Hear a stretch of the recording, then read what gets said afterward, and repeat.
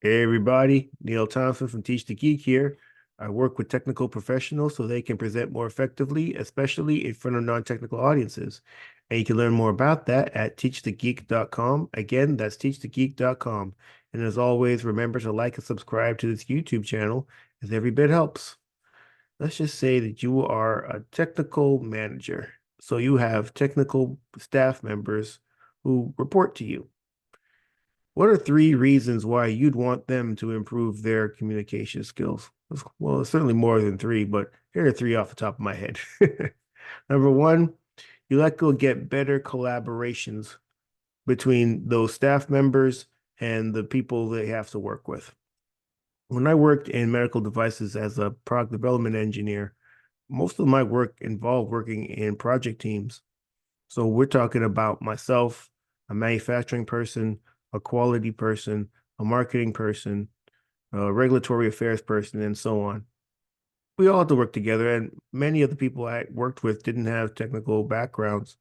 So when I had to convey what I was working on, the technical aspects of, or at least the product development aspects of the products or the projects that we were working on, it was in my best interest to communicate in such a way that, well, they could understand. So no technical jargon, no big highfalutin words that maybe I understand and they don't, a whole bunch of acronyms that I understand and they don't. I had to figure out ways that would help them understand what I was talking about. And if you are that technical person who's able to collaborate better with those people that you're working with, well, maybe timelines don't slip, maybe costs don't get overrun, maybe there's no scope creep, productivity improves. Essentially, you make it so that it's easier for you and those non-technical people to work together so products actually get done when they're supposed to get done. Imagine that. So what's one reason why a technical manager would want their their technical staff members to improve their communication skills. Number two, getting buy-in from management. I mentioned that I worked in these teams, and actually, as part of my job, I had to get in front of management and talk about project status updates. And the first project I worked on actually got canceled. So I obviously didn't take the lessons as well as I should have. Communicating with the team was one thing, and I suppose communicating with the upper management was another. When it comes time to communicate with them, it's all about the bottom line. I mean, how much money do you need?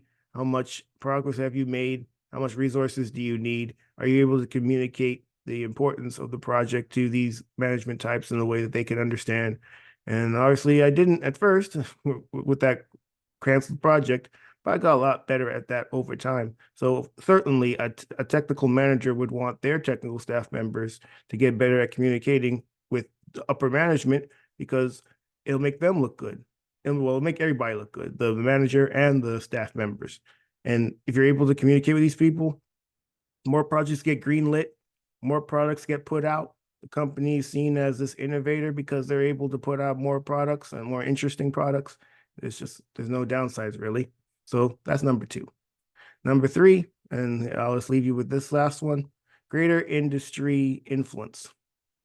I used to have to go to conferences and present in front of, well, all the conference goers. And then also I would be at the booth if our company had a booth on the exhibitor hall at these conferences. It's not a great idea if you're going to put a technical person out there if they're not able to communicate with potential customers. Because if those customers don't understand, well, they're not buying. And if they're not buying, well, obviously that impacts the bottom line.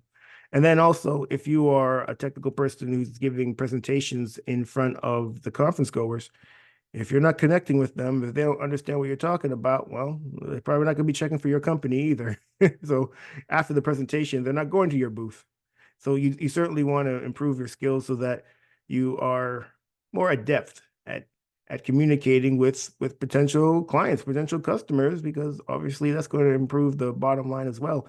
And a technical manager certainly would want his or her direct reports to improve in that manner, improve in that because, well, again, makes them look good and it definitely helps the bottom line of the company. So those are the three. So just to recap, number one, you get better collaboration with team members who aren't necessarily technical. Number two, They're stronger. You build a stronger innovation pipeline because you're able to convince decision makers to approve projects.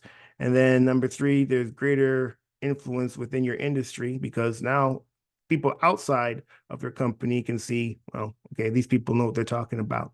They were able to build up a better reputation and more credibility with potential customers. So hopefully that's been helpful. Again, my name is Neil Thompson. I am the founder of Teach the Geek. I work with technical professionals so they can present more effectively, especially in front of non-technical audiences. And you can learn more about that at teachthegeek.com. Again, that's teachthegeek.com. Until next time, take care and stay safe.